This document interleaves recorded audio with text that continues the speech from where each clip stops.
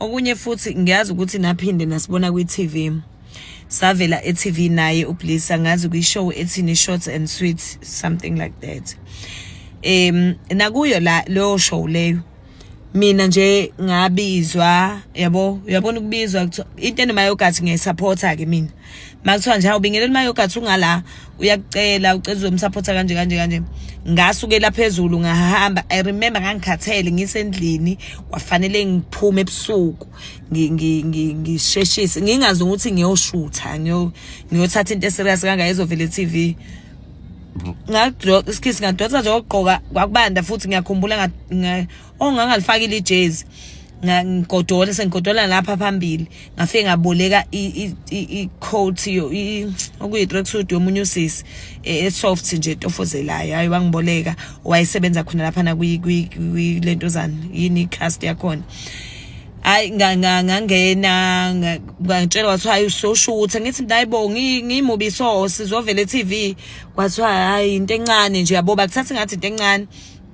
I understand futhi ngaba nankinga ngashutha ongabuza athi ngizothini akekho futhi wangitshethi ngizothini yabo ngaze ngafila bad ukuthi yazini angikwazi phela ukusihlaza anyway ngizovela e-TV ngingazazi ukuthi ngithini. Hayi ngeke ngamane ngikhansele lentozana ishoot yanamhlanje until bengichazele into e-right yabo nami ngibe muhle ngibukeke. Ngabuka ukuthi basuke eGoli yabo basuka eGoli bazothatha lesini into nje iphutha balenzile ukungifihlela ukuthi bazongifaka nami yabo leyo nto cause nami ngubingelela yabo ngwakwaMpanza eside lami nayo mayogathi une brand yakhe eside lakhe. Ngabuka nje ngathi no ways angiyithandi ke lento.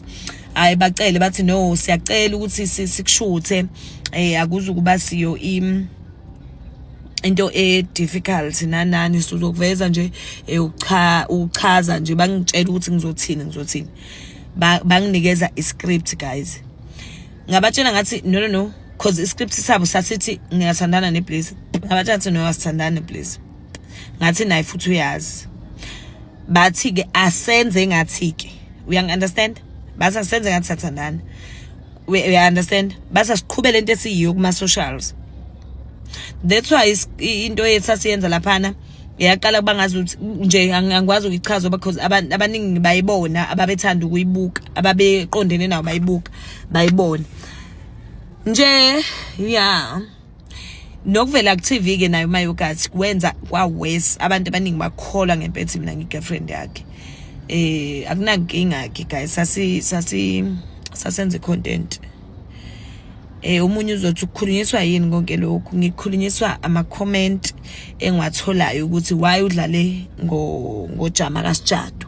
Ujama kaSjadu ke angidlalanga ngaye uyazi kube ngidlale ngaye ngabe usengqokwe ngamnciphile ngisho emzimbeni kube ngidlale ngaye akanciphile because angidlalanga ngaye ngangenza content and i-content yethu beyithanda enginankinga nayo. So ngiyacela wonke umuntu worried ngami noBliss akhuleke ke manje akho lutho lenzekayo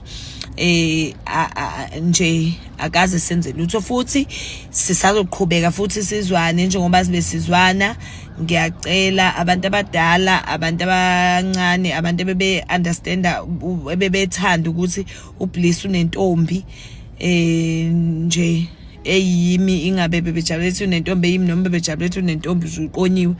Ngiyacela abandla baxole sasenze content and I'm sorry ukuthi ni believe ukuthi siyathandana sasenze ngamabomu sasithi senzela nje nakhona sasilandela into enaniyenza nina inini enanenza enanisenza senze kanje ya sicabanga ukuthi like sasitshela nathi ukuthi niyathanda lento esenzayo yebo leyo nto futhi yazi ukuthi I'm sure namayogathi wayengekho aware ukuthi niyakholwa ukuthi siyathandana.